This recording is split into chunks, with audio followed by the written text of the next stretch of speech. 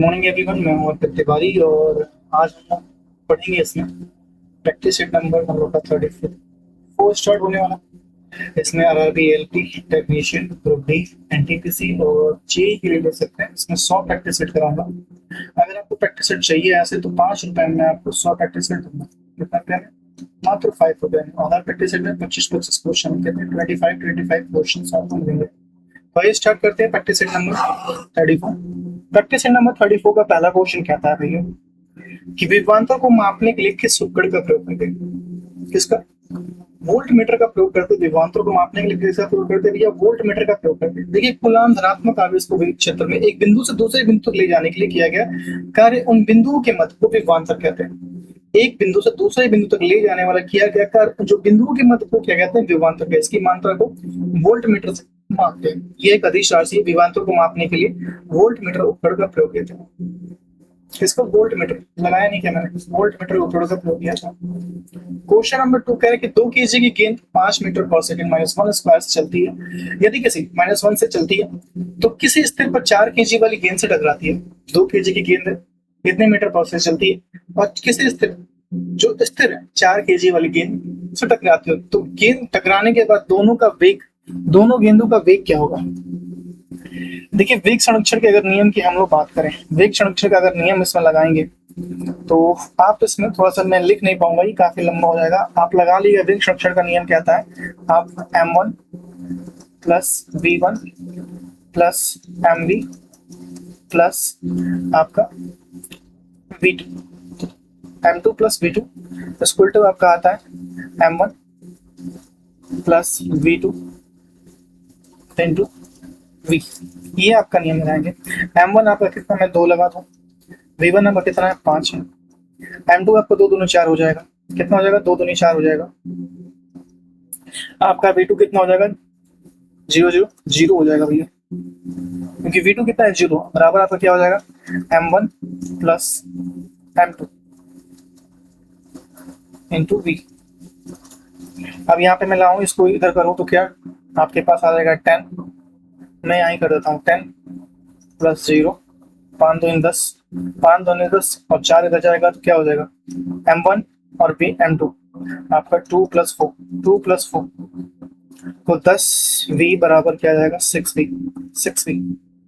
अब यहाँ पे हम नेक्स्ट लगाएंगे। हम लोग कहाँ लेके जाओ इसको?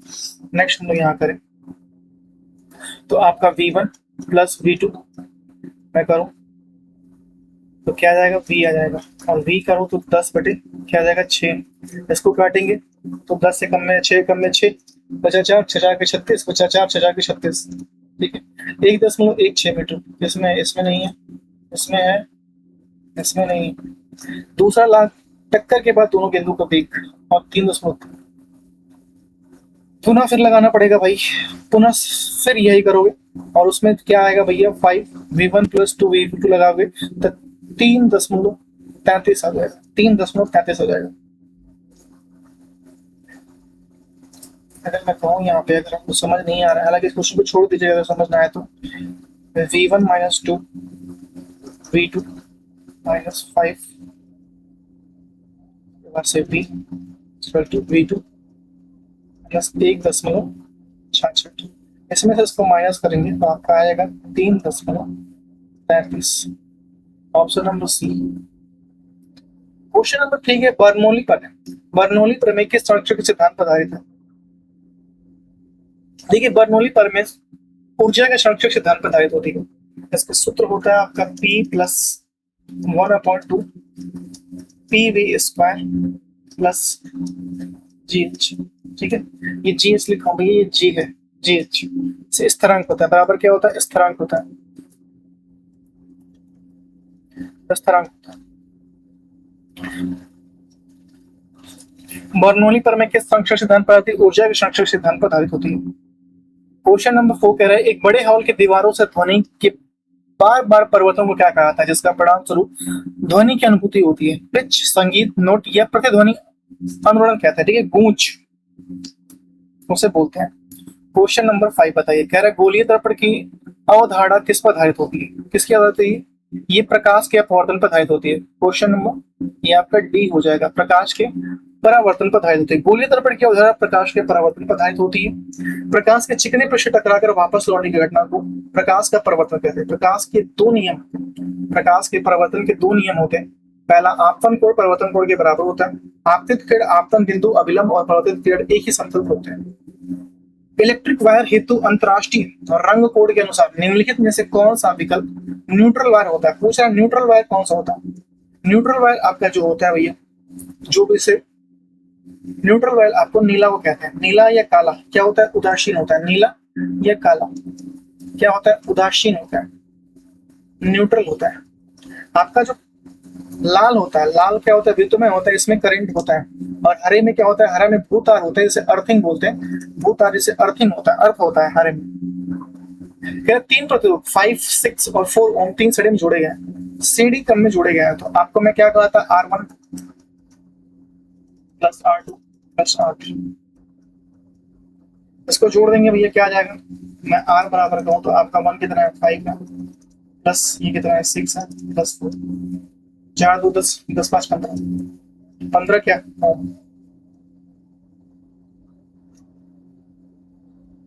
भारत के पहले सफल परमाणु परीक्षण न्यूक्लियर टेस्ट का कोड नाम था, ऑपरेशन शक्ति था। स्माइलिंग बुद्धा नाम था इसका, क्या था, स्माइलिंग बुद्धा था। 1974, कब, 1974 पावर हाउस ऑफ, किसे कोशिका के पावर हाउस के रूप में जाना जाता है बताइए। किसे, माइटोकॉन्ड्रिया को कोशिका के पावर हाउस के रूप में जाना जाता है।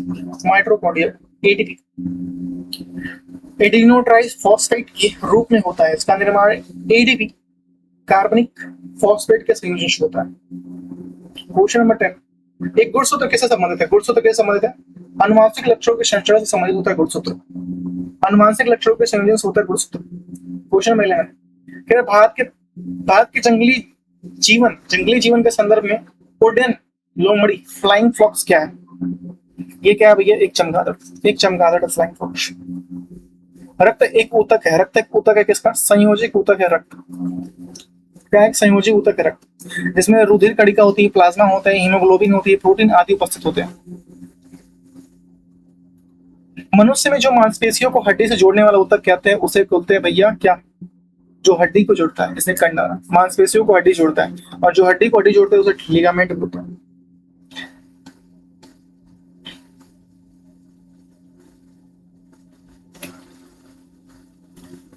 बढ़ते भ्रूण के धारण और पोषण के लिए हर महीने मादा प्रजनन प्रणाली का कौन सा हिस्सा अपने आप को तैयार करता है।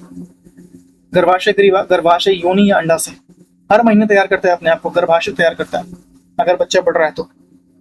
ठीक है, महिलाओं में देखिए गर्भाशय नाशपाती के आकार की रचना की होती है, जो उदार ज्ञा के निचले श्रेणी में भाग होती है। गर्भाशय के निचले शंकरे भाग को ग्रीवा कहते हैं, जो योनि में खुलता है। गर्भाशय प्रत्येक महीने रजोधर्म मासिक चक्र के द्वारा बढ़ते भ्रूण के धारण और पोषण के लिए अपने आप को तैयार करता रहता है।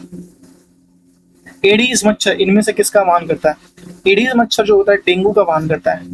इसे एडीज इजिप्टी मच्छरों की प्रजाति होती है, जिसमें बुखार, चिकनगुनिया, जीका बुखार वाहक है इसके। ठीक है, नग्न बिच्छी जिम्नोस्पर्म होते हैं, बताइए।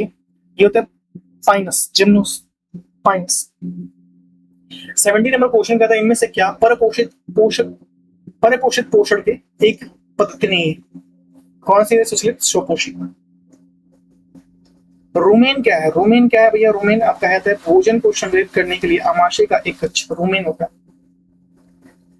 NaCl और NH4Cl के मिश्रण को पृथक करने के लिए निम्नलिखित में से कौन सी विधि का उपयोग किया जाता है। ऊर्ध्वपातन कहता है।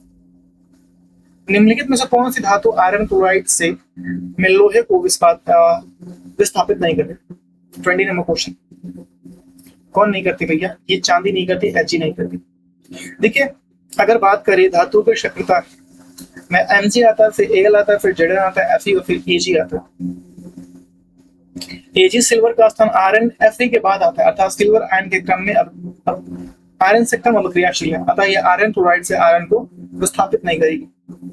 मेंडलीफ के आवर्त सारणी के समूह किसमें 8 में, समूह 8 के चौथे आवर्त के पहले श्रेणी में कौन सा तत्व समूह है। समूह 8 के चौथे आवर्त में पहली श्रेणी में कौन सा तत्व, कौन सा, कॉपर होता, कॉपर। कौन सा तत्व नहीं मौजूद होता है? कॉपर नहीं होता है। इसमें सी तत्व होता है, सीओ होता है, एफई होता है, एनआई होता है। परमाणु त्रिज्या को सही बढ़ते क्रम में, परमाणु त्रिज्या सही बढ़ते क्रम में आपका माइनस बी होगा, ठीक है, ये माइनस बी होगा, माइनस बी, बीई, एलआई और आरबी, ठीक है। क्वेश्चन नंबर आपको 23, निम्नलिखित में से कौन सी धातु सबसे अधिक आघात वर्धनीय है? सोना। इसमें कहता है आघात वर्धनीय है सबसे अधिक। 23 Hg लिखा है। देखिए सोने के बाद चांदी आता है, ठीक है, तो इसमें चांदी लगा सकते हैं। देखिए सोना चांदी धातुओं से पतले आकार बनाकर उसका जेवर बनाने का काम आता। सोने के बाद चांदी आता। निम्नलिखित में से कौन सा मिलान सही है? कौन सा मिलान सही है? कह रहा है कि पेंट आपका CH3 CH2। देखिए एल्कीन का सामान्य सूत्र CnH2n होता है, जहां N1 और 2 3 4 होता है। तो आपका पहले आ जाएगा CH2, आपका आ जाएगा C2H4 C2H4 C2H4। इसमें दिया ही नहीं भाई। CH3 CH2 CH2।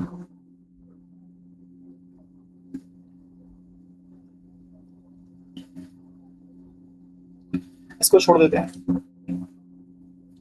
25 उदासीन कण की वह प्रक्रिया जिसमें अम्ल और क्षार मिलकर लवण और जल का निर्माण करते हैं, उसे क्या कहते हैं? उसे हम लोग उदासीन कण कहते हैं। उदासीन कण, अम्ल प्लस क्षार प्लस लवण प्लस जल बनेगा। क्षार की अगर बात करूं, क्षार प्लस अम्ल, क्षार NaOH, आपका HCl बराबर NaCl प्लस H2। ठीक है, तो प्रैक्टिस सेट नंबर 34 हम लोग का समाप्त हो चुका है। जेमिनी स्टडी आपके उज्जवल भविष्य के लिए कामना करता रहेगा। लाइक, कमेंट, शेयर और सब्सक्राइब करना ना भूलिएगा। अगले प्रैक्टिस सेट के लिए चैनल को सब्सक्राइब कीजिए 35 नंबर प्रैक्टिस सेट के लिए, और मैं मात्र 5 रुपए में आपको ये सारे प्रैक्टिस सेट प्रोवाइड करूँगा, ठीक है, 100 प्रैक्टिस सेट अगर आपको चाहिए तो। ठीक है, थैंक यू सो मच, मिलते हैं नेक्स्ट वीडियो, तब तक के लिए बाय।